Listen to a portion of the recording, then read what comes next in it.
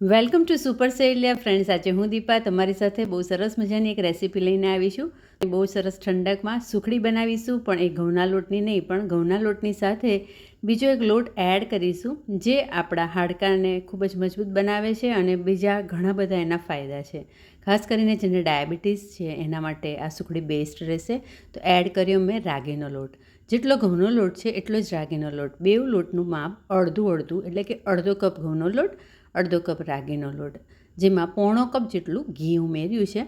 અને બસ હવે ગેસ ચાલુ કરી દેવાનો છે અને લોટને સરસ રીતે શેકી લેવાનો છે. તો ફ્રેન્ડ્સ, ઝટપટ બની જાય એવી આ સુખડી બહુ જ ટેસ્ટી લાગે છે. અને અહીંયા મેં ગાયનું ઘી યુઝ કર્યું છે, એટલે બહુ જ હેલ્ધી આ સુખડી બનવાની છે અને ટેસ્ટમાં ખરેખર એકદમ સરસ લાગે છે. હવે રાગીનો લોટ એડ કર્યો છે એટલે ઘઉંના લોટને આપણે શેકીએ તો એકદમ બ્રાઉન થોડો થાય ત્યાં સુધી શેકતા હોઈએ છીએ.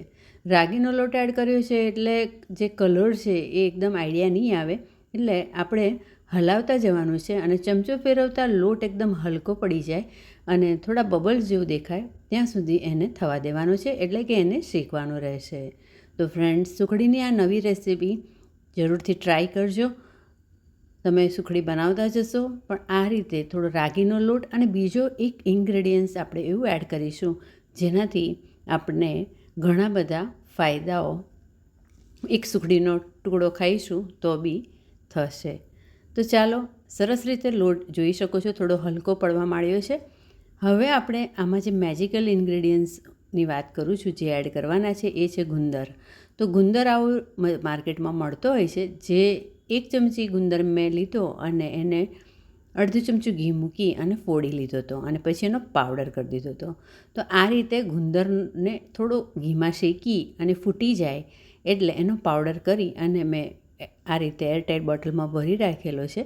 બસ આ ગુંદરનો પાવડર આપણે લગભગ 95% જેટલો લોટ શેકાઈ જાય પછી એડ કરવાનો છે.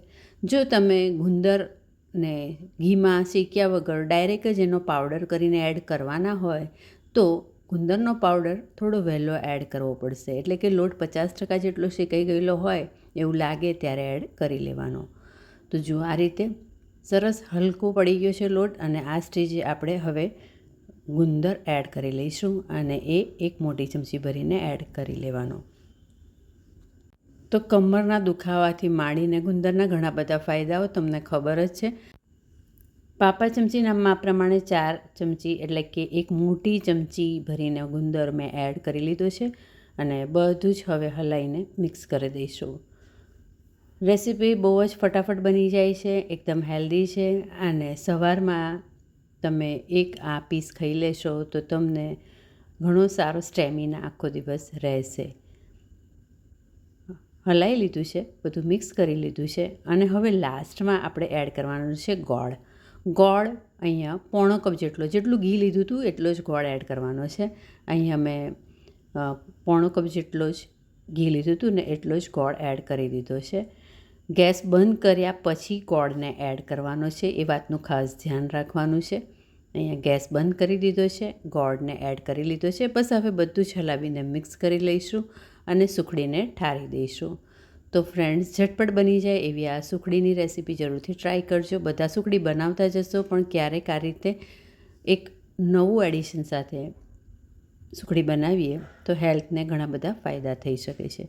હવે ચલો, આ રીતે એક પ્લેટમાં બટર પેપર આ રીતે મૂકી દઈશું અને સુખડીને સરસ રીતે પાથરી દઈશું અને ઠંડી પડે એટલે એના પીસીસ કરી લઈશું. રેસીપી કેવી લાગી કોમેન્ટ બોક્સમાં જરૂરથી લખજો. સુપર સહેલીને હજુ સુધી સબસ્ક્રાઈબ ન કરી હોય તો ચોક્કસથી સબસ્ક્રાઈબ કરજો.